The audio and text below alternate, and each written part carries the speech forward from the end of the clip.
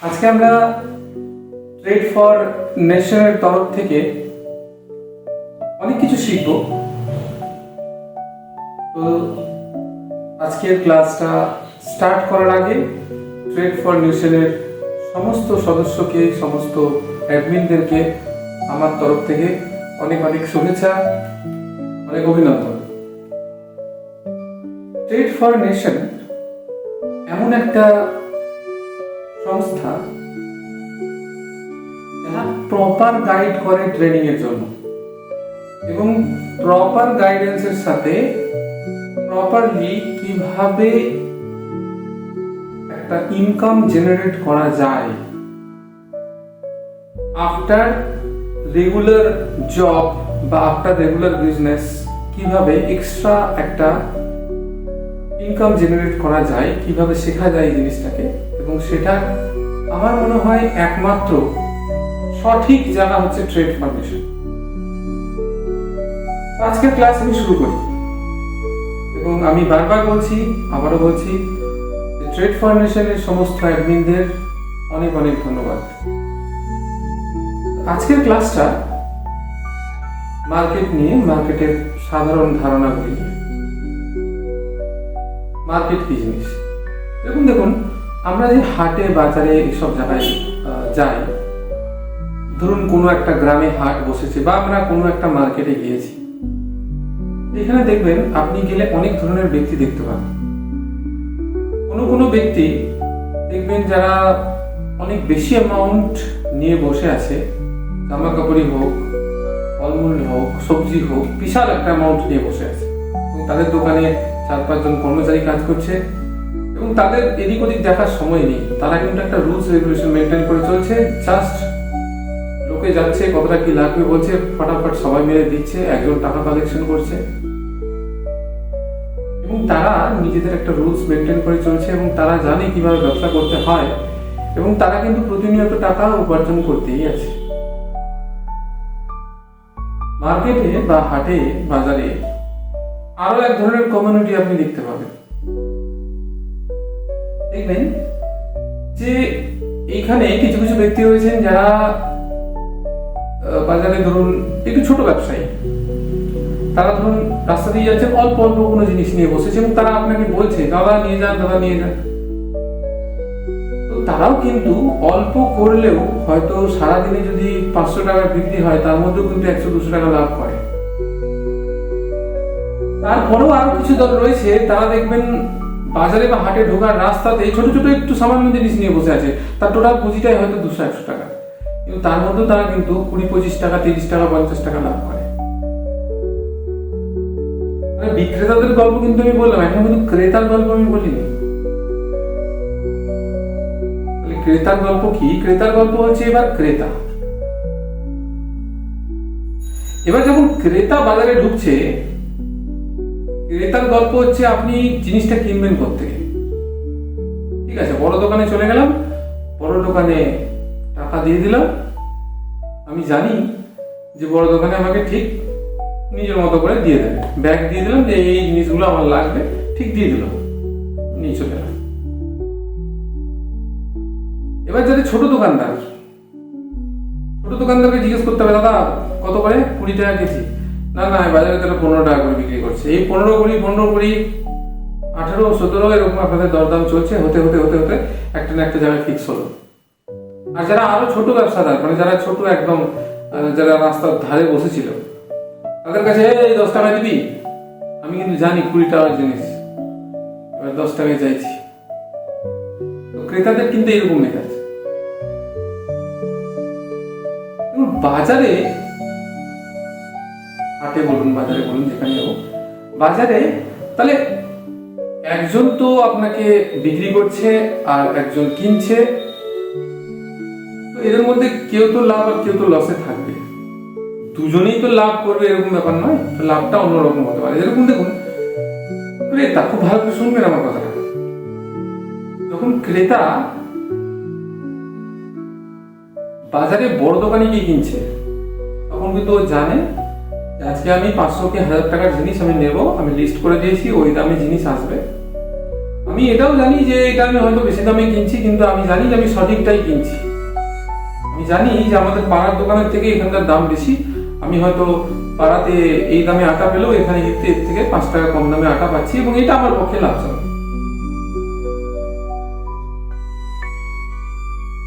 এরকমই ঠিক শেয়ার কেনার মধ্যে কিছু কিছু ভালো ভালো কোম্পানির স্টক হয়। যেরকম ধরুন টাটা, তারপরে রিলায়েন্স, ইনফোসিস, এইচডিএফসি, এসবিআই, আদানি। এদের শেয়ারগুলো কি হয়, এদের শেয়ারগুলো খুব রেপুটেড শেয়ার। এদের দোকানে গিয়ে যখন আমরা ওদের শেয়ারগুলো কিনবো, যে দামেই কিনিক না কেন, আজ থেকে 5 বছর পর দাম বাড়বে এবং আমরা কিছু টাকা রিটার্ন পাবো। ওই শেয়ারগুলো মার্কেট যখন একটু ডাউন, ওদের শেয়ারগুলো কিনে চুপচাপ চোখ বন্ধ করে বসে থাকলে 5 বছর পরে আপনাকে রিটার্ন দেবে 5%, 10%, 50%, 20% রিটার্ন দেবে। তাহলে এখান থেকে আমরা কি বুঝতে পারলাম? বড় দোকানে গেছি। এইবার ছোট ছোট স্টক, এরকম যে সমস্ত দোকানদারগুলো একটু ছোট দোকানদার, যারা একটু কম পয়সা নিয়ে ব্যবসা করছে, আইআরএফসি, কোনো সময় একটু বেশি, কোনো সময় কম, কোনো সময় বেশি, কোনো সময় কম, বুঝে যাচ্ছে না, এত উপর নিচে করে, মনে হচ্ছে যেন দরদাম হচ্ছে। সমস্ত স্টক গুলোতে আমি একটা রিস্ক নিয়ে কিনতে হবে। কমেও যেতে পারে, বেড়েও যেতে পারে, রিস্ক নিয়ে কিনে রেখে দিলাম। বড় দোকানে গেছিলাম, রিস্ক কম, আর একটু ছোট দোকানে গেলাম, রিস্কটা একটু বেশি। প্রফিট অনেক বেশি হতেই পারে, নাও হতে পারে। তারপরে একদমই ছোট দোকানে গেলাম, একদম ছোট ছোট শেয়ার, রতন ইন্ডিয়া, জেবি পাওয়ার, আরটিএন পাওয়ার। কারো হয়তো শেয়ারের দাম 10 টাকা, কারো 15 টাকা, কারো 30 টাকা, 40 টাকা। এগুলো হচ্ছে রাস্তার ধারে বসে থাকা সেই বিক্রেতা। আমি জানি ওই শেয়ারটা কিন্তু 40 টাকা 30 টাকা দাম, আমি তাও খোঁজ করে বসে থাকবো কবে 20 টাকা হবে, 10 টাকা হবে, বিশাল টাকা হয়ে যাবে আমার। এবার 10 টাকা 20 টাকা যেদিন হলো, সেদিন যখন কিনতে গেলাম দেখলাম যে 5 টাকা হয়ে গেল।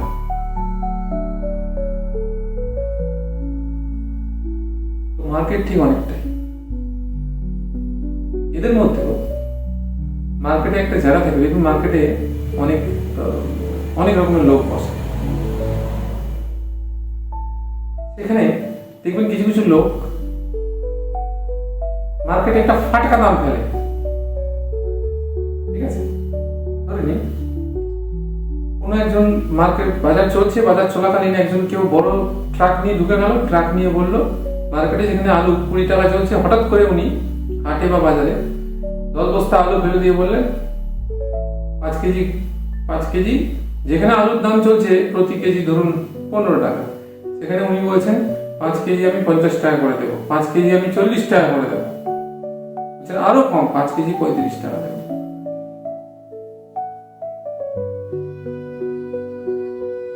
এবার কিন্তু যে সমস্ত ব্যক্তিরা ছোট ছোট দোকান থেকে নিচ্ছিল, একটু কম সময়ে বেশি লাভ করার চেষ্টা করছিল, তারা তখন কি করবে? ওইখানে গিয়ে ভিড় জমে দিল। কারণ যে ব্যবসায়ী ওই কাজটা করতে চাইছিল, উনি কিন্তু চাইছিলেন যে ভিড়টা হোক, এবং ভিড় কিন্তু ওরা করলো। এবং ভিড় যখনই করলো, তখন কিন্তু উনি আলু দিতে লাগলেন, এবং হঠাৎ একটা সময় পর আলু শেষ হয়ে গেল। উনি বললেন আর কিছু বস্তা আছে, নিয়ে যান। তো এবার আরো কম দাম, 30 টাকা। আপনি ভাবলাম তা আমার তো লটারি লেগে গেল। কিন্তু যখন আপনি আলুগুলো কিনে নিয়ে গেলেন বাড়িতে, তখন দেখলেন যখন ধোয়া হলো, তখন দেখলেন বেশিরভাগই আলু নষ্ট, অনেকটা টাইম হয়ে আসছে আলু। কিন্তু যখন আপনি কিনছিলেন, তখন একটা হলদে কালার ছিল, বা আলুর যে ধুলোটা ছিল, সেই সময় কিন্তু আপনি বুঝতে পারেন। তো আমাদের নিত্য নৈমিত্তিক বাজারে যেরকম মানুষের ঠকে যাওয়ার একটা সম্ভাবনা থাকে সঠিকভাবে বিচার না করে জিনিস কিনলে, সেরকম শেয়ার মার্কেটটাও অনেক এরকম।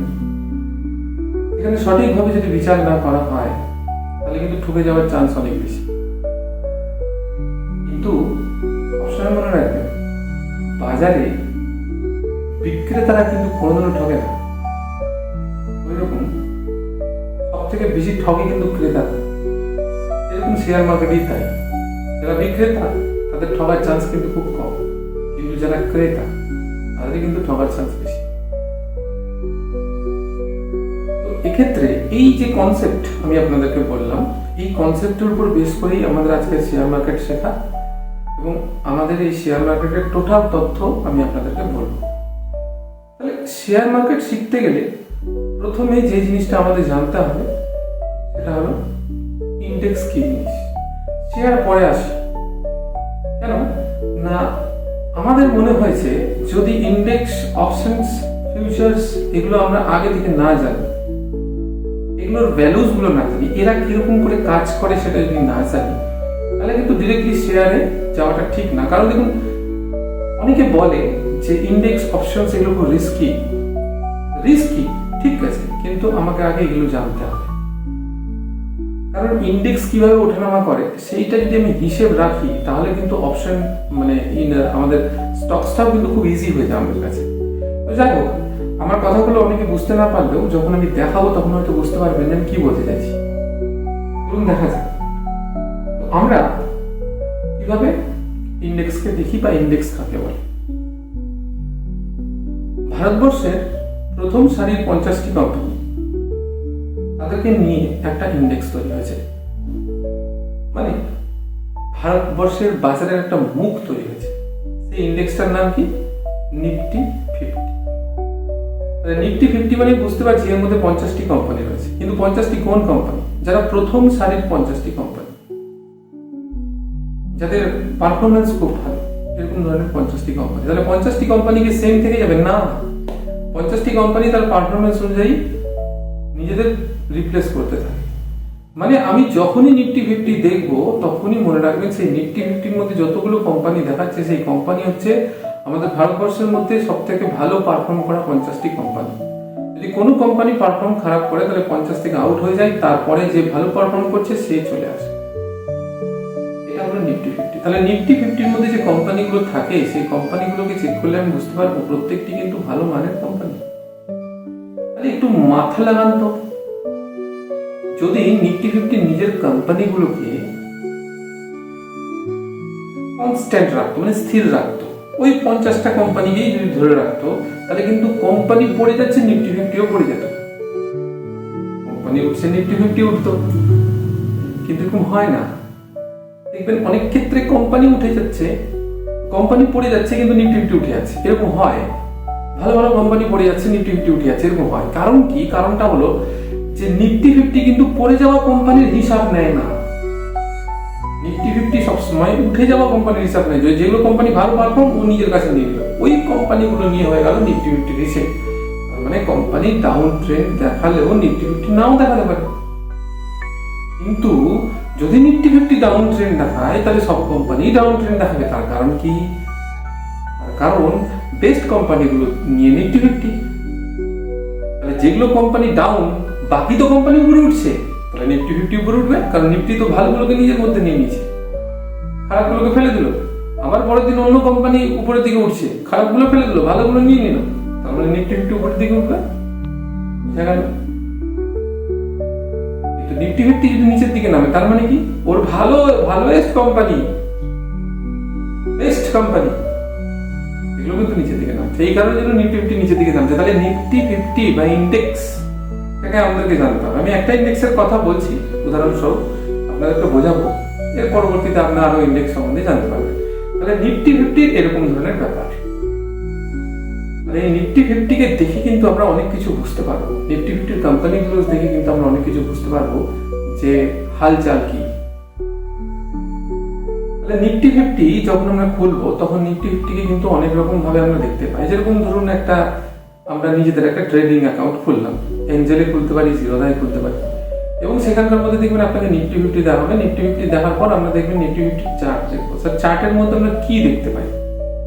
চার্টের মধ্যে বেসিক্যালি আমরা ক্যান্ডেলস দেখতে পাবো। এই ক্যান্ডেলটা অ্যাকচুয়ালি জাপানি একটা ক্যান্ডেল সিস্টেমের নামে এসছে, কিন্তু আমাদের সব থেকে ভালো ভিউ কিন্তু ক্যান্ডেলের উপরে বেস করেই হয়। ঠিক আছে? তাহলে ক্যান্ডেলকে আমরা কিভাবে দেখতে পারি? দেখুন, দু ধরনের ক্যান্ডেল আপনি দেখতে পাবেন। যখন আপনি চার্ট খুলবেন না নিফটি 50, তখন আপনি দু ধরনের ক্যান্ডেল দেখতে পাবেন। এক ধরনের ক্যান্ডেল থাকবে যে ক্যান্ডেলটাকে আমরা গ্রিন ক্যান্ডেল বলছি, আর এক ধরনের ক্যান্ডেল থাকবে যে ক্যান্ডেলটাকে আমরা বলতে পারি রেড ক্যান্ডেল। তো অনেকে ভাবে যে গ্রিন ক্যান্ডেল মানে হচ্ছে লাভ, আর রেড ক্যান্ডেল মানে হচ্ছে বোধহয় লস। এবং এরকম ব্যাপারটা কিন্তু নয়, ঠিক আছে? গ্রিন মানে খুব দারুণ, রেড মানে খুব ভয়, এরকম ব্যাপার হয় না। দেখুন ভালো করে দেখায় গ্রিন ক্যান্ডেলের গল্পটা কোথায়। যে ক্যান্ডেল ঊর্ধ্বমুখী সেটা গ্রিন, আর যে ক্যান্ডেল নিম্নমুখী সেটা কিন্তু রেড। তবে মানুষের ভুল ধারণাটা কোথায় দেখবেন, গ্রিন ক্যান্ডেলের কনসেপ্টটা কি? গ্রিন ক্যান্ডেলের কনসেপ্টটা হচ্ছে এটা যদি গ্রিন ক্যান্ডেল হয়, এটা হচ্ছে ক্যান্ডেলের বডি, এটাকে বলা হয় ক্যান্ডেলের বডি। আর উপরের দিকে এরকম সরু সুতোর মতো থাকে, ঠিক আছে? এগুলোকে বলা হচ্ছে ক্যান্ডেলের টেল বা লেগ, যেটা খুশি। আর এটা বডি। তাহলে এইসব জায়গায় কি ঘটনা ঘটেছে দেখুন। গ্রিন ক্যান্ডেল মানে কি? গ্রিন ক্যান্ডেল মানে হচ্ছে এইটা ওর ওপেন প্রাইস,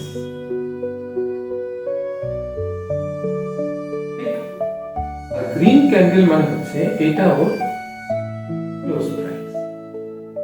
যদি নিচ থেকে ওপেন হয়ে উপরে ক্লোজ হয় তাহলেই কিন্তু ক্যান্ডেলের কালার হবে গ্রিন। তার মানে এই ক্যান্ডেল মানে বিশাল লাভ সেরম না, কিন্তু জাস্ট ওপেন কোথায় হচ্ছে আর শেষ কোথায় হচ্ছে, এটা যদি নিচে ওপেন আর উপরে শেষ হয় তাহলেই সেটা গ্রিন কালার ধারণ করে নেয় সফটওয়্যার হিসেবে।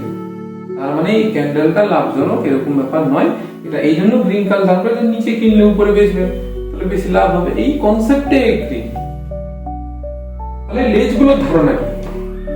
লেজগুলোর ধারণা, এই ক্যান্ডেলটা এখান থেকে শুরু হয়েছিল, এখান থেকে শুরু হয়েছিল, কিন্তু ক্যান্ডেলটা এইসব জায়গা থেকে শুরু হয়েছিল। কিন্তু ঘটনা কি ঘটল, কিছু ব্যক্তি এখানে এই ক্যান্ডেলটাকে এর নিচে নামতে দিল না। এর নিচে নামতে না দেওয়ায় কি হলো, একে এখান থেকে এত বেশি পরিমাণে কিনলো যে একে নামতে দিল না, ফলে কিন্তু এখানে উঠে গেল এই ক্যান্ডেলটা। আবার দেখুন এইখানে কি করলো, এর থেকে বেশি উঠতে দিল না, এখান থেকে কিন্তু এই ক্যান্ডেলটাকে দাবিয়ে দিল, এখান থেকে দাবানো শুরু করলো ক্যান্ডেলটাকে, বসিয়ে দিল ক্যান্ডেলটাকে, এই অবধি বসিয়ে দিল, ঠিক আছে? তার মানে কি, দেখুন ক্যান্ডেলটা এখান থেকে শুরু করেছিল কিন্তু এর মধ্যে থাকলো না, এখানে রিটার্ন আসতে পারলো না নিচে। ক্যান্ডেলটা এখান থেকে শুরু করেছিল কিন্তু এখান থেকে শুরু করে কিন্তু কি হলো, এখান থেকে উপরে উঠছিল, উপরে উঠে কিন্তু নিচে আসতে পারলো না। কি হলো, এখান থেকে উপরে উঠলো আর নিচে আসতে পারলো না, বাধা পেয়ে গেল। তার মানে এই জায়গাটা কি হলো, লেজের মতো হয়ে গেল। অল্প সময়ের জন্য এখানে ছিল, অল্প সময়, খুব সামান্য সময়ের জন্য এইটুকু সময়, এইটুকু জায়গার মধ্যে ছিল, জাস্ট খুলেই শুট করে ওখানে চলে এসেছে। চলে এসে ঘোরাঘুরি কোথায় করেছে, এইটুকুর মধ্যে, এইটুকুর মধ্যে ঘোরাঘুরি করছে, এইটুকুর মধ্যে স্টার্ট করে চলে এসেছে উপরে। তার মানে কি, এখানে স্ট্রং বায়াররা বসে আছে।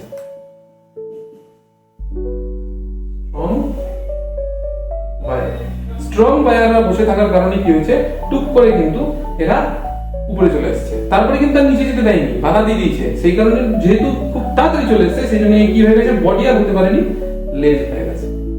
কিন্তু এই ঘোরাঘুরি দেখুন, উপরেও কিন্তু উঠেছিল, কিন্তু এখানে কি বসে আছে, এত চাপ পেয়েছে যে নিচের দিকে চলে এসেছে। তাহলে এখানে কে বসে আছে, এই কারণের জন্য চাপ দিয়ে নিচে নিয়ে চলে এসেছে।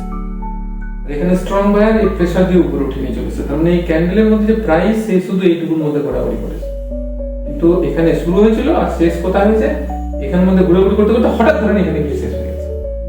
বুঝতে পারলাম? আবার বলছি, ধরুন এই হঠাৎ করে এখানে স্টার্ট হলো, টুক করে চলে গেল, তারপরে হচ্ছে এইটুকুর মধ্যে ঘোরাঘুরি করছে, লাস্টে গিয়ে শেষ কোথায় হলো, টুক করে এখানে শেষ হয়। সেই কারণের জন্য কি হলো, কিন্তু শেষ হয়ে আবার নিচে চলে এলো এখানে, আবার বা লাস্ট মোমেন্টে এখানেই শেষ হলো, ক্লোজ প্রাইস যেহেতু বলেছে। তাহলে এই ক্যান্ডেলের রূপ এরকম করে ধারণ করে নেয়। তো এই জন্য এই ক্যান্ডেলগুলোকে আমরা কি বলি, যে এই ক্যান্ডেলগুলোকে আমরা বলি গ্রিন ক্যান্ডেল। কিন্তু মনে রাখবেন, এই যে লেসটা, এটা কিন্তু খুব ভালো কনসেপ্ট। এই যে লেসটা যে তৈরি হয়েছে, এই লেসটাতে কিন্তু ক্লোজ প্রাইস হবে না। কারণ কি, লেজ এই কারণের জন্য তৈরি হয়েছে যে এখানে প্রাইস থাকেনি, চাপ দেওয়ার ফলে প্রাইস এখানে এসে থেকে গেছে। আর এখানেও চাপ দেওয়ার ফলে প্রাইস কিন্তু উপরে উঠে গেছে, তাহলে এইটা হয়ে যাবে ক্লোজ প্রাইস আর এইটা হয়ে যাবে ওপেন প্রাইস। যদি এখানে থাকতো তাহলে এটাই ওপেন প্রাইস হতো, তাহলে ক্যান্ডেলটা কিন্তু পুরোটা হতো, পুরোটা, কিন্তু পুরোটা হয়নি, টুক করে উপরে চলে আসছে। মানে এখানে খুব স্ট্রং বায়ার বসে আছে, উপরে চলে এসেছে, ঠিক আছে? তো এই কারণের জন্য আমি ওপেন প্রাইস এখানে ধরবো না, ঠিক? ক্যান্ডেলটা এর মধ্যে ঘোরাঘুরি করেছে, ঠিক আছে? হঠাৎ লাস্টে এইটুকু গেছে কিন্তু প্রেসার খেয়ে নিচে চলে এসেছে, এইখানে শেষ হয়েছে। তার মানে আমি ধরবো এখানে ওপেন প্রাইস, এখানে ধরবো ক্লোজ প্রাইস। এইগুলোকে আমি ধরবো না, কিন্তু আমি জানবো এই সব জায়গাতে বসে আছে স্ট্রং বায়ার, এই সব জায়গাতে বসে আছে স্ট্রং সেলার।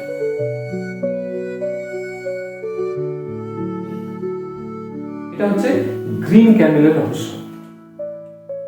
আশা করি প্রত্যেকে বুঝতে পারবে।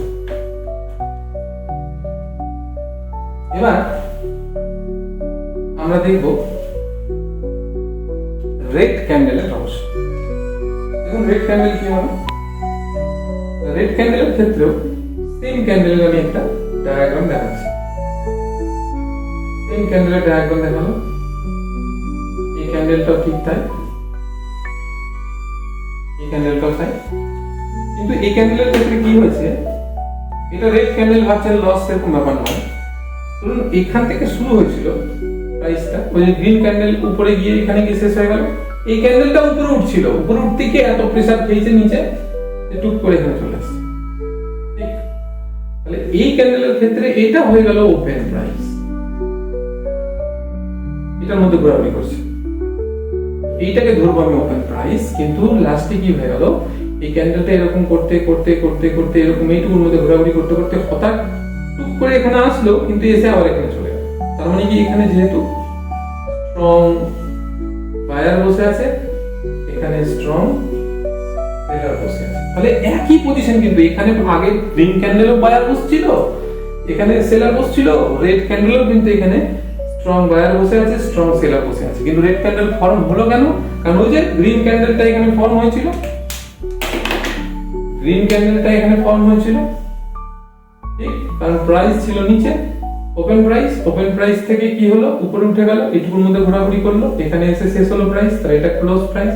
কিন্তু পরের ক্যান্ডেলে যেহেতু এখানে প্রেসার দিচ্ছে উপর থেকে, প্রাইস এখানে আটকে আছে, সেখানের জন্য কি ঘটনা ঘটলো না, এই প্রেসারের ফলে প্রাইস এখানে স্টার্ট করলো, উপরে উঠেছিল কিন্তু প্রেসার খেয়ে আবার এখানে স্টার্ট করলো, মানে প্রাইস এখানে ওপেন হলো, গিয়ে অতিরিক্ত প্রেসারের কারণে এই অবধি নিচে চলে গেল, গিয়ে এই অবধি থেকে আবার উপরে উঠে গেল, এখানে স্টে করলো, কারণ এখানে স্ট্রং বায়ার বসে আছে। প্রাইস এইটুকুর মধ্যে ঘোরাঘুরি করতে করতে এখানে শেষ হয়ে গেল, তাহলে এটা গিয়ে যাবে ক্লোজ প্রাইস।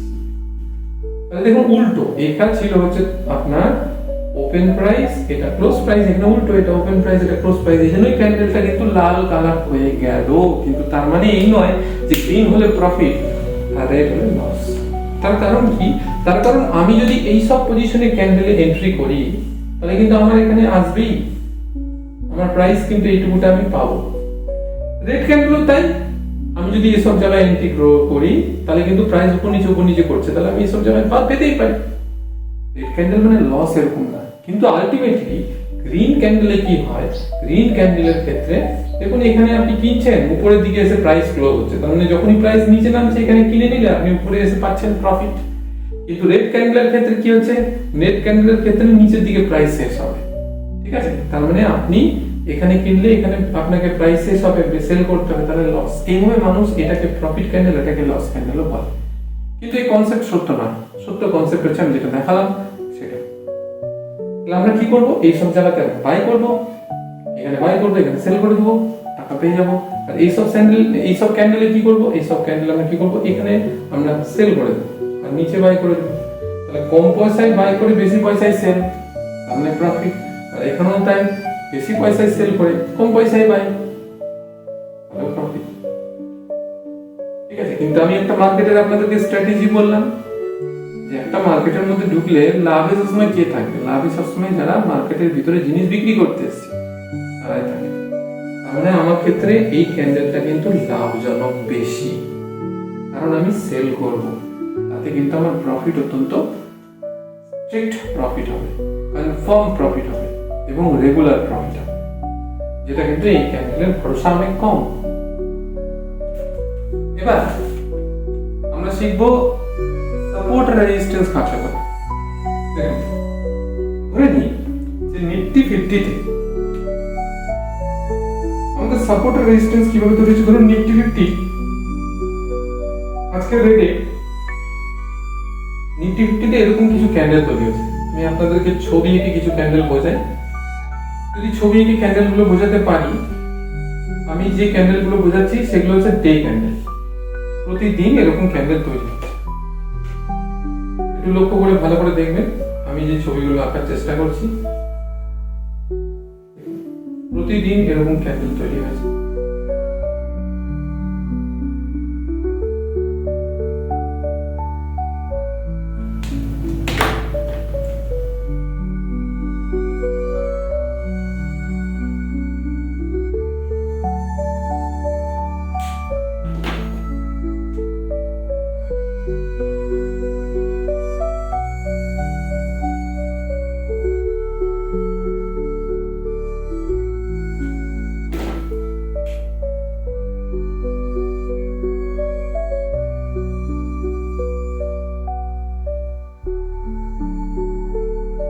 এরকম ধরনের ক্যান্ডেল তৈরি হয়েছে। ধরুন নিফটি 50 এখানে প্রাইস ছিল, ঠিক মার্কেট প্রতিদিনের ক্যান্ডেল যদি আমি দেখি, ধরুন 1 তারিখ এই ক্যান্ডেল, 2 তারিখ হচ্ছে এই ক্যান্ডেল, 3 তারিখ এই ক্যান্ডেল, 4 তারিখ এই ক্যান্ডেল, 5 তারিখ এই ক্যান্ডেল, 6 তারিখ এই ক্যান্ডেল, 7 তারিখ এই ক্যান্ডেল, 7টা ক্যান্ডেল প্রতিদিন একটা করে ক্যান্ডেল ফর্ম হচ্ছে। আমি কোথায় ব্যবসা করব, কিভাবে ব্যবসা করব এবং কেন এটা ব্যবসা করব। দেখুন এই ক্যান্ডেলগুলোর মধ্যে কিছু কিছু জায়গা আমি দেখাচ্ছি, আইডেন্টিফাই করছি। দেখুন প্রত্যেকটা ক্যান্ডেল এই সব জায়গায় গিয়ে থেমে গেছে। প্রত্যেকটা ক্যান্ডেল তার মানে প্রাইস উপর থেকে চাপ দিয়ে নিচে নেওয়া হচ্ছে ঠিক এই সব জায়গায়। ম্যাক্সিমাম কারা, এই যে ম্যাক্সিমাম লেভেল হচ্ছে এটা, এই সব জায়গা, ঠিক এই সব জায়গাতে কিন্তু চাপ দিয়ে নিচে নামাচ্ছে এই ক্যান্ডেলগুলো, ঠিক আছে। এবং আমরা যদি সবগুলোকে টাচ করে দেখতে পারি তাহলে আমরা দেখতে পাবো যে এই যে লেজ, এর লেজ, এর লেজ, এর লেজ, এর লেজ সবাই থাকবে এরকম একটা জোন। যদি দেখতে পাই তাহলে আমরা দেখতে পারি এরকম একটা জোন। দেখুন এই জোনের মধ্যে কিন্তু সমস্ত লেজগুলো আছে, বডিগুলো আছে। তার মানে এই জোনের মধ্যে এমন কিছু লোক বসে আছে যারা চাইছে না মার্কেটটা এখান থেকে উপরে যাক। মানে এদেরকে আমি কি বলবো, সেলার।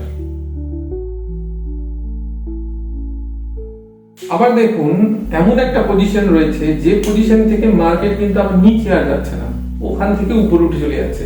যেই এখানে আসছে উপরে উঠে চলে যাচ্ছে। দেখুন যেই এখানে আসছে উপরে চলে, যেই এখানে আসছে উপরে চলে যাচ্ছে, যেই এখানে আসছে একদম সাঁসা করে উপরে উঠে যাচ্ছে। তাহলে আমি যদি সবগুলোকে লক্ষ্য করি, যদি একদম সবগুলোর লেজগুলোকে যদি জুড়তে পারি, তাহলে এইখান থেকেই কিন্তু উপরে উঠছে এবং এখানে যারা বসে রয়েছে তারা চায় না মার্কেট নিচে যাক। আর আমি যদি সব লেজগুলোকে জুড়ি তাহলে দেখুন এইখানে অবধি হয় বডি লেজ জুড়ে এই, ঠিক আছে। তাহলে এখানে কারা বসে আছে, এখানে বসে আছে বায়ার, যারা চাইছে না নিচে যাক। তাহলে এখানে একটা জোন তৈরি হয়েছে। দেখুন এইখানে একটা জোন তৈরি হয়েছে আর এখানেও একটা জোন তৈরি হয়েছে। জোন কি করে আঁকলাম না, এর মাথা, লেজের মাথাগুলো আর বডিগুলো, লেজের মাথাগুলো যার মধ্যে প্রত্যেকটাই আছে সেইটুকু রেঞ্জ করে নিলাম। সব থেকে লাস্ট যে গেছে আর সব থেকে ইনিশিয়াল বা ফার্স্টে যে আছে সবগুলো মিলে একসঙ্গে যাতে থাকে নিয়ে একটা রেঞ্জ করে দেবো। সবাই দেখুন এই লাইনের উপরে নেই, কেউ একটু নিচে আছে, কেউ একদম নিচে আছে। তো এইটাকেও নিলাম, আবার এটাকেও নিয়েছি, এটাকেও নিয়ে একটা রেঞ্জ হয়েছে। তো আমি একটা রেঞ্জ পেলাম। সবসময় মনে রাখবেন যে সেলার যে জায়গা থেকে সেল করে সেটা কোনোদিন একটা নির্দিষ্ট লাইন হয় না, এটা সবসময় একটা রেঞ্জ হয়। তো সেই রেঞ্জটা নিয়ে নিলাম বা জোন নিয়ে নিলাম। এই জোনটাকে কি বলবো আমি, এই জোনটাকে নাম দেব সেলিং জোন। Selling zone. এবার দেখুন সেম প্রসিডিওরে একদম নিচের গুলোকে একসঙ্গে জুড়লাম আর তার উপরে যে জায়গাগুলো থেকে মার্কেট উঠে গিয়েছিল সেগুলোকে এক জায়গায় জুড়লাম, দিয়ে একটা জোন পেলাম। এই জোনকে আমি কি বলবো, বাইং। মানে এখানে রয়েছে বায়ার গুলো উঠে গেছে, এখানে রয়েছে সেলার গুলো আমি দিচ্ছি। তো এই জোনটাকে আমি কি বলবো, যেখানে ধাক্কা লেগে নিচে চলে আসছে, সেই ধাক্কা লেগে নিচে চলে আসছেটাকে আমি কি বলবো, বাধা জোন। আমরা ইংরেজিতে বলবো রেজিস্ট্যান্স জোন। তো তখন এই জিনিসটাকে আমরা কি বলবো, দেখুন রেজিস্ট্যান্স জোন। রেজিস্ট্যান্স জোন কোনটা, এটা হচ্ছে রেজিস্ট্যান্স জোন। আর দেখুন এইখানে নিয়ে ড্রপ খেয়ে উপরে উঠে যাচ্ছে, প্রাইসকে নিচে নামতে দিচ্ছে না, তাহলে এই জোনটাকে আমি কি বলবো, সাপোর্ট জোন। কোনটা, এইটা হচ্ছে সাপোর্ট জোন। এইভাবে আমরা যদি প্রতিদিনের ক্যান্ডেলগুলোকে একসঙ্গে দেখে উইকলি বেসিসে আমরা যদি ওদের প্রত্যেকের সাপোর্ট জোন আর রেজিস্ট্যান্স জোনকে ক্যালকুলেট করে জোন একটা বানিয়ে নিতে পারি, তাহলে কিন্তু আমরা বুঝতে পারবো যে মার্কেটের প্রাইস কোনখান থেকে কোনখানের মধ্যে আসা যাওয়া করছে। এবার ধরে নিন আমি যদি সেল করি, তাহলে সেল করলে কি করব, আমি এই জোনের মধ্যে যখনই আসছে তখন আমি সেল করে দেবো, অটোমেটিক মার্কেট নিচে আসবে, যখন মার্কেট নিচে আসবে বাই করে নেব, তাহলে বেশি দামে সেল করে কম দামে বাই, আমার প্রফিট। আবার যখন মার্কেট এই জোনে আসবে তখন আমি কি করব, বাই করে নেব, কারণ আমি জানি মার্কেট ওই জোনে যাবে, আমি দেখে আসছি, অলরেডি লাইন ড্র করে রেখেছি। তখন মার্কেটে যখন আমি এখানে বাই করে নেব, মার্কেট উপরে যখন যাবে সেল করে দেবো, তাহলে কম দামে বাই, বেশি দামে সেল, এটাকে আমি কি বলতে পারি, প্রফিট। তাহলে দেখুন মার্কেট উপরে গেলেও আমার প্রফিট, মার্কেট নিচে গেলেও আমার প্রফিট। তো এই যে মার্কেট উপরে গেলেও প্রফিট, মার্কেট নিচে গেলেও প্রফিট, এই যে প্রসিডিউর, এই প্রসিডিউরটার নাম কিন্তু ইন্ডেক্স এবং অপশনস। তাহলে মার্কেট যখন উপরে যায় তখন আমরা তো ইন্ডেক্সকে তো ডিরেক্ট কেনা যায় না, কিন্তু ইন্ডেক্সের একটা প্রসিডিউরকে কেনা যায়। এবং কাকে কেনা যায়, এটা হচ্ছে কলস। যখন মার্কেট উপরে যাবে, তাহলে মার্কেট যখন উপরে যাবে আমি কাদেরকে কিনবো, ইন্ডেক্স, যদি আমাকে ইন্ডেক্সে ব্যবসা করতে হয় কাদেরকে কিনবো, কল। আর যদি মার্কেট নিচে যাবে তাহলে আমি কাদেরকে কিনবো, পুট। কারণ মার্কেট যখন নিচে যাবে তখন মার্কেট নিচে গেলে এই নিচে যাওয়াটাকে যে রিপ্রেজেন্ট করে সেটা হচ্ছে পুট। তাহলে মার্কেট যখন নিচে যাবে আর আমি যখন পুট কিনবো, তার মানে পুটের দাম বাড়তে থাকবে, তার কারণ আমার প্রেডিকশন ঠিক। আর মার্কেট যখন উপরে যাবে, মার্কেট উপরে যাওয়াকে কি রিপ্রেজেন্ট করে, কল। তাহলে মার্কেট যখন উপরে যাচ্ছে আমি যদি কল কিনে নিই তাহলে কি ঘটনা ঘটবে, আমার প্রাইস বাড়বে। ঠিক, মানে মার্কেটে আমাকে হয় এখানে বসতে হবে না তো এখানে বসতে হবে। মার্কেট যদি এখানে থাকে তাহলে আমাকে এখানে ধরতে হবে, এখানে ছাড়তে হবে। মার্কেট যদি এখানে থাকে তাহলে আমাকে এখানে ধরতে হবে, এখানে ছাড়তে হবে। তাহলে এখানে যদি থাকি আমি তাহলে এখানে কি কিনবো, কল। আর যদি আমি এখানে থাকি তাহলে এখান থেকে কি কিনবো, পুট। মার্কেট এখানে আছে, আমি কি করব, কল কিনবো, এখানে কল কিনবো, এখানে বেচে দেবো। আর মার্কেট যদি এখানে থাকে তাহলে কি কিনবো, পুট কিনবো, এখানে কিনবো, এখানে বেচে দেবো। এটা হচ্ছে কেনা, যারা বাই করে তাদের গল্প। কিন্তু যারা সেল করে তারা কিন্তু উল্টোটা করবে। তারা কি করবে, দেখুন তারা কিন্তু উল্টো কাজ করবে। কিরকম, যখন মার্কেট এখানে বসে আছে তখন ওরা বিক্রি করবে। কি বিক্রি করবে, ঠিক উল্টোটা। এখানে বসে থাকলে মার্কেট উপরে উঠার কথা, তাহলে এখানে বসে থাকলে যারা বায়ার তারা কি করবে, কল বাই করবে। কিন্তু এখানে বসে থাকবে যারা সেল করতে চায়, বিক্রেতা, তারা কি করবে, পুট সেল করে দেবে। কারণ মার্কেট যখন এখান থেকে উপরের দিকে উঠবে মার্কেটের দাম বাড়বে, তার মানে কি, কলের দাম বাড়বে, কিন্তু কার দাম কমবে, পুটের দাম কমবে। তাহলে আমি এখানে বসে থাকা ব্যক্তি যদি পুটকে সেল করে দিই, তার মানে পুটকে আমি বেশি দামে সেল করলাম। এখানে যখন মার্কেট পৌঁছে যাবে কলের দাম অনেক হয়ে যাবে, কিন্তু পুটের দাম কমে যাবে। ঠিক দাঁড়িয়ে পারলাম না। আপনি যেদিকে কল বাড়লে মানে কল কমে গেল মানে পুট বেড়ে যাবে, পুট বেড়ে গেল মানে কল কমে যাবে, এরকম। তার মানে যারা বায়ার তারা এখানে কল কিনবে, কল বাই করবে। আর যারা সেলার তারা কি করবে, তারা কিন্তু এখানে পুট সেল করবে। ঠিক আছে, কল বাই করলেন, কলের দাম বেড়ে গেল, এখানে সেল করে দিলেন। আর আপনি পুট করলেন কি, সেল করে দিলেন বেশি দামে। মার্কেট উপরে উঠে চলে গেল, পুটের দাম কমে গেল, কলের দাম বেড়ে গেল, তখন সঙ্গে সঙ্গে আপনি এখানে পুট সেল করে দিলেন।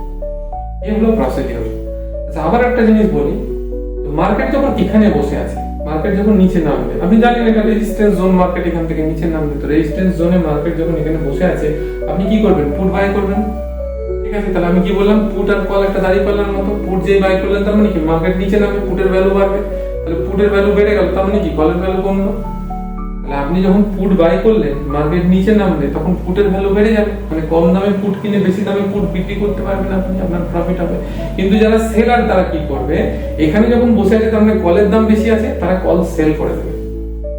কল সেল করার ফলে কি হবে, সঙ্গে সঙ্গে কিন্তু মার্কেট যখন নিচে নামবে তখন কলের দাম কমে যাবে, মানে বেশি দামে কল সেল করে কম দামে কল বাই করতে পারবে এবং তারাও কিন্তু প্রফিট করবে। এবার আপনাদের মনের ভিতরে একটা প্রশ্ন আসতে পারে যে স্যার তাহলে আমি তো কল বাই করবো এখানে আসলে মার্কেট, আর এখানে আসলে পুট বাই করবো, আমার সব ইজি প্রসিডিউর, আমি আবার সেলের মধ্যে কেন যাবো? আমি কিন্তু আগে বারবার করে আপনাদেরকে বলছি, হাটে বাজারে গেলে কিন্তু লসে ওই বায়াররাই থাকে, সেলাররা কিন্তু থাকে না। কি হয় না, অপশন মার্কেটে মনে রাখবেন কোনো কিছুর প্রাইস কলই হোক আর পুটই হোক, যত মনে রাখবেন সময় যেতে থাকবে না, যত সময় পার হতে থাকবে তত এগুলোর ভ্যালু কমতে থাকে। মানে ঠিক মোমবাতির মতো প্রাইস গুলো, যত আপনার সময় চলতে থাকবে প্রাইস গুলো গলে গলে গলে গলে কমতে থাকে। এটাকে আমরা কি বলি, থিটা ডিকে। তাহলে আপনি যখন এখানে কল বাই করেছেন, কল বাই করে বসে আছেন, মার্কেট কিন্তু ঘিজ করছে এইটুকুর মধ্যে, না বাড়ছে না কমছে, না বাড়ছে না কমছে, তাহলে কি হচ্ছে, আপনি কল বাই করে বসে আছেন, আপনার টাকা প্রফিট হয় না, টাইম তো চলে যাচ্ছে, মোমবাতি তো পুড়ে যাচ্ছে, কিন্তু আপনার টাকা বাড়ছে না। মোমবাতি পুড়ে যাচ্ছে মানে কি, প্রাইস কমে যাচ্ছে, এটাকে বলে থিটা ডিকে। তার মানে যে বায়ার, মার্কেট যদি একই জায়গায় এরকম গিজ করতে থাকে, তাহলে কিন্তু মোমবাতি পুড়ে যাচ্ছে, তার মানে কিন্তু প্রাইস ধীরে ধীরে কমে যাচ্ছে, ক্ষয়তে আছে। কিন্তু মার্কেট যদি বেড়ে চলে যেত তাহলে তো হয়ে যেত, কিন্তু মার্কেট বাড়েনি, একই জায়গায় গিজ করছে, তার মানে কি, সময় যাচ্ছে, তার মানে মোমবাতি পুড়ছে, তার মানে প্রাইস কমতে আছে। আপনি সঠিক জায়গায় ঢুকেছেন কিন্তু প্রাইস কমে যাচ্ছে। এইসব জায়গাতে যারা পুট সেল করে বসেছে, কল বাই না, কল যারা বাই করেছে তাদের তো ঠিকই জায়গায় এন্ট্রি করেছে, কিন্তু কি হয়ে গেছে, মার্কেট একই জায়গায় গিজ করার ফলে কি হচ্ছে, প্রাইস বাড়ছে না, আপনি প্রফিট পাচ্ছেন না, কিন্তু মোমবাতি পড়ে যাচ্ছে, প্রাইসের টাইম চলে যাচ্ছে এবং কি হচ্ছে, প্রাইসের ভ্যালু কমতে আছে। তার মানে যারা ভাবুন কল বাই করছিল তারা কিন্তু এখানে প্রফিট পাবে না, কিন্তু এই জায়গাতে যারা পুট সেল করেছিল, মানে মার্কেট এখানে এন্ট্রি করে তো উপরের দিকে যাবে, তার মানে কলের ভ্যালু বাড়বে, তার মানে পুটের ভ্যালু কমবে। এখানে বেশি পয়সায় পুট কিনেছে, সেল করেছে, কম পয়সায় পুট বাই করবে। তাহলে যারা পুট সেল করেছে, এখানে মোমবাতির মতো যখনকার পুড়ে যাচ্ছে পুট সেলের পয়সাটা, অটোমেটিকলি কিন্তু পুটের দাম থিটার দিকের কারণে কমে গেছে, মার্কেট একই জায়গায় গিজ করার ফলেও। তার ফলে কি হলো, মার্কেট একই জায়গায় থাকলেও বায়ারের কিন্তু প্রফিট সেরকম হলো না, কিন্তু সেলারের কিন্তু প্রফিট হয়ে গেল। বুঝতে পারলাম ওই মার্কেটের ঘটনা, যারা বিক্রেতা তার কিন্তু লস নাই, এটা হচ্ছে রিজন। আশা করি সবাই বুঝতে পেরেছেন। এবার আমরা শিখবো যে কল পুটের লিস্ট গুলো আমরা কিভাবে পাবো বা কিভাবে আমরা এন্ট্রি এক্সিট করতে পারি। কারণ এতক্ষণ পর্যন্ত আপনারা কিন্তু রেজিস্ট্যান্স সাপোর্ট কিন্তু শিখলেন, কল কোথায় বাই করতে হবে, কোথায় কল সেল করতে হবে, কোথায় পুট বাই করতে হবে, কোথায় পুট সেল করতে হবে, এগুলো কিন্তু বুঝলেন। কেনই বা বাই করবো আর কেনই বা সেল করবো এটাও কিন্তু আপনারা বুঝলেন। তো এবার আমরা যেটা দেখবো সেটা হচ্ছে ওপেন ইন্টারেস্ট। ওপেন ইন্টারেস্ট কি জিনিস এবং কিভাবে হয়, কিভাবে কাজ করে দেখুন। দেখুন, ধরুন নিফটি 22,500 টাকায় আছে, 22,500 টাকার মধ্যে ধরুন চলছে। নিফটির আমি যদি অপশন চার্ট দেখি, তাহলে আমি দেখবো এই 22,500 টাকা, আবার 22,450, 22,550, এরকম করে কিন্তু একটা করে উপরে দিকে কমছে, একটা কিন্তু বাড়ছে। এই দিকে থাকে কারা, কলের ওপেন ইন্টারেস্ট,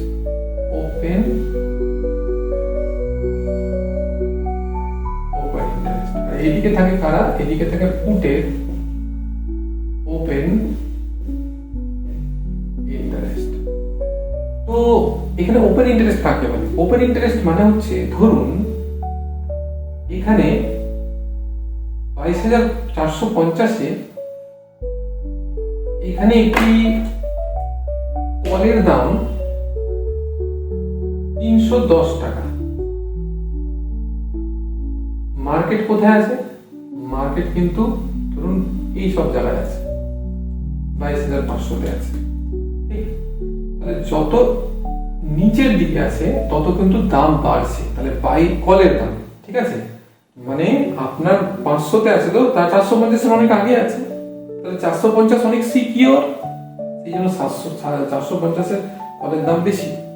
তাহলে তারপরে কলের দাম কত হয়ে গেল? 280।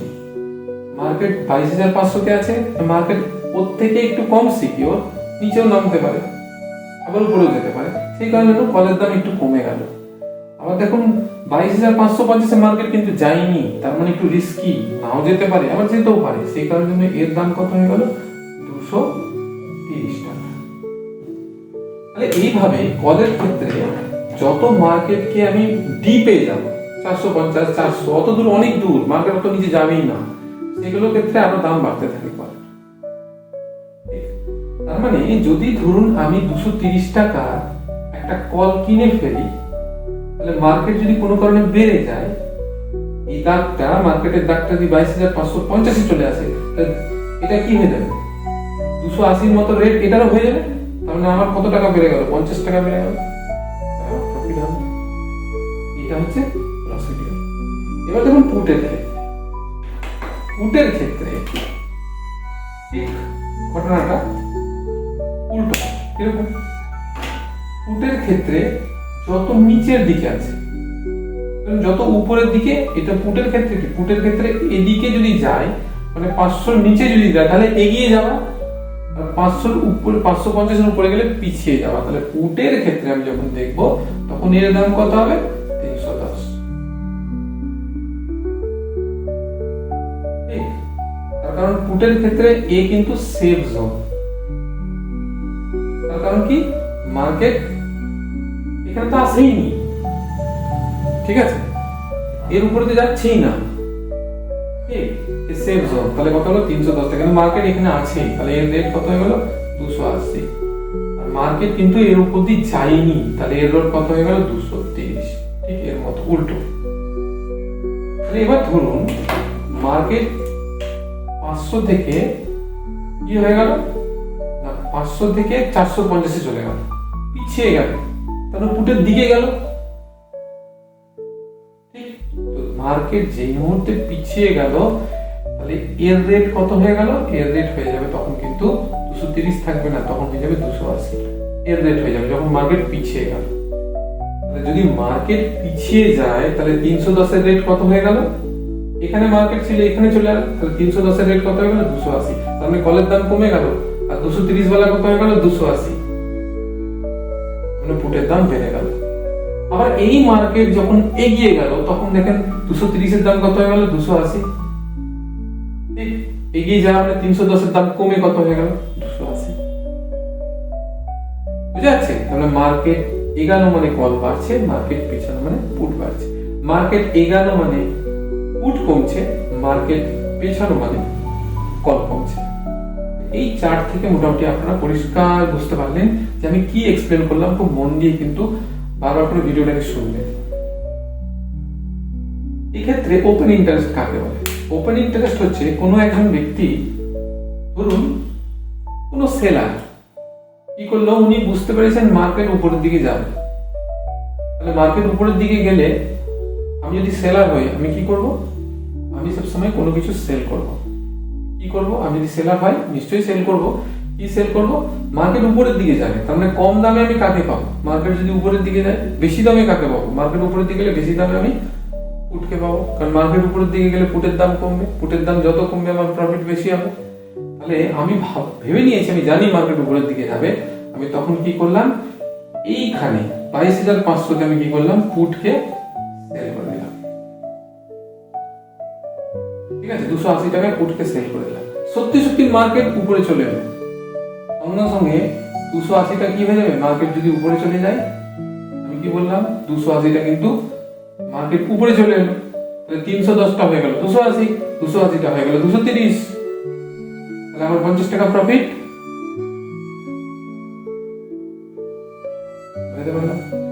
আমি যখন এটাকে সেল করে রাখছি, আমি একটা ইন্টারেস্টকে ওপেন করে রাখছি, তুই আয়, কোনো বায়ার একটা আয় আমার কাছ থেকে ওই দামে কেন।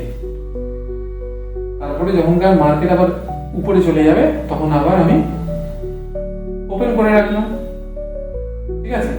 তো এবার আমার জায়গাটা ওপেন হয়ে থেকে গেল, সে আমার কেউ একজন কিনে নিল সেটা হবে, কিন্তু আমার জায়গা কিন্তু অ্যাজ পার মার্কেট ওপেন হয়ে থেকে গেল। তখন মার্কেটে এটার দাম 50 টাকা কমে গেল, 230 হয়ে গেল, তখন আমি আবার কিনে নিলাম। তো এই ধরনের জিনিসকে আমরা বলি ওপেন ইন্টারেস্ট। এবার যখন আমি কিনে নিলাম সেটা ক্লোজ হয়ে গেল। তাহলে আমি যে ঘটনাটার জন্য আপনাদেরকে এক্সপ্লেন করলাম যে সবসময় সেলার কনসিস্টেন্ট প্রফিট করে, সেই কারণের জন্য ধরে নিই ওপেন ইন্টারেস্ট।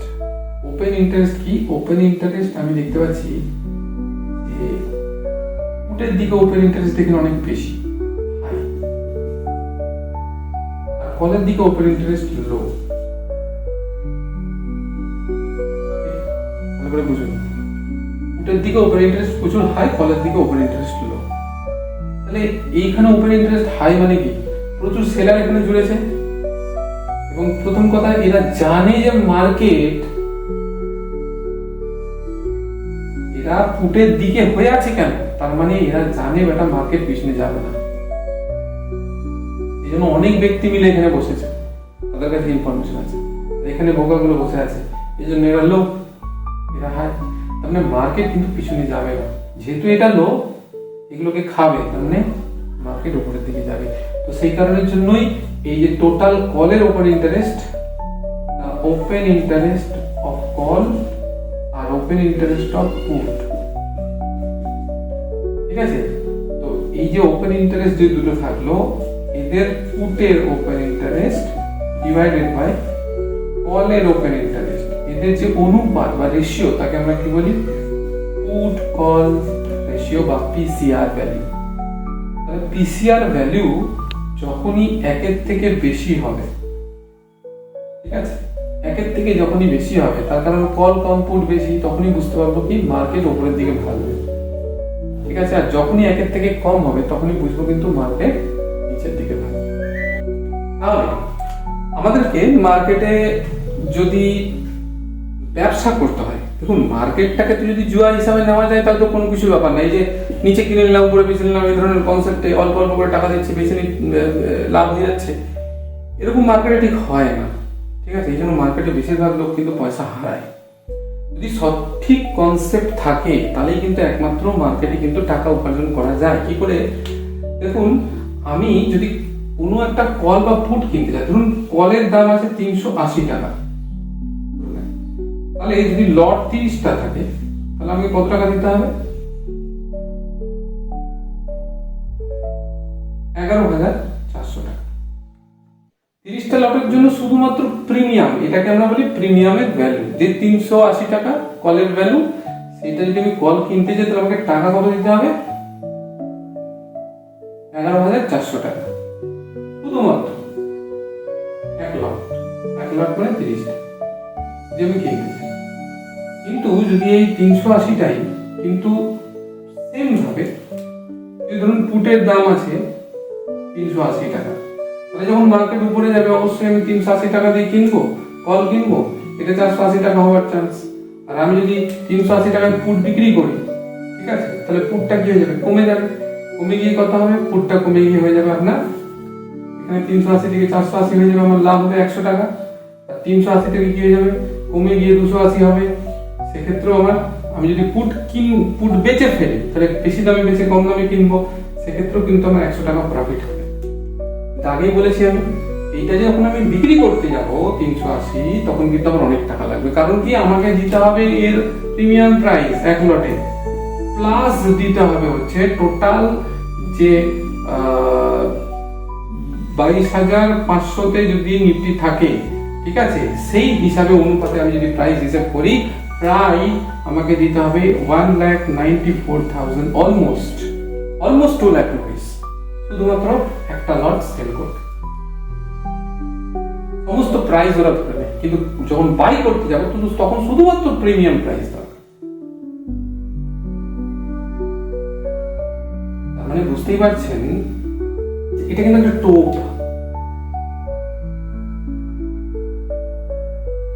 অনেক ক্ষেত্রে এটা ফ্রুটফুল হয়, কিন্তু সব ক্ষেত্রে নয়। এটা কিন্তু একটা টোপ। কম দামে চলো 12,000, 2,000, 5,000, 10,000 লাগিয়ে দিলাম।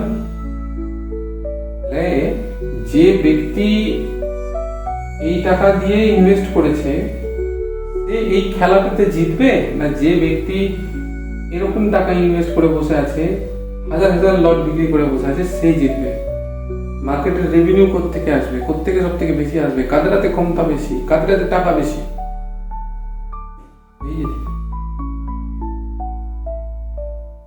এই জন্য আমি বারবার বলছি যে সেলার কিন্তু উইন হয়, বায়ারও উইন হয়, কিন্তু তার কিছু কন্ডিশনস থাকে। সেলার কিন্তু বেশিরভাগ ক্ষেত্রে উইন। তো এই যে টোটাল সিস্টেম, এই যে টোটাল ব্যাপারটা আমরা ধীরে ধীরে কিন্তু শিখবো। এটা একদিনে শেখার কিন্তু বিষয় নয়, আমি বারবার বলছি, এটা কিন্তু ধীরে ধীরে শিখবো। এবং আমরা আজকে যে আমি যে কনসেপ্টটা দিলাম সেটা কিন্তু অল ওভার একটা কনসেপ্ট। তাহলে এই কনসেপ্টটাকে ধরে রাখার জন্য আমাদেরকে প্রথমেই কি দেখতে হবে? প্রথমে যে জিনিসটাকে আমাদেরকে মাপতে হবে সেটা হচ্ছে রেজিস্ট্যান্স অ্যান্ড সাপোর্ট জোন। এটাকে আমাকে আইডেন্টিফাই করতে হবে, 1 নম্বর কাজ। 2 নম্বর কাজ হচ্ছে আমাদেরকে পিসিআর ভ্যালু, এটাকে আমাদেরকে ক্যালকুলেট করতে হবে। আর 3 নম্বর পয়েন্ট হচ্ছে ইন্ডিয়া ভিক্স, এটাকে আমাদেরকে ক্যালকুলেট করতে হবে।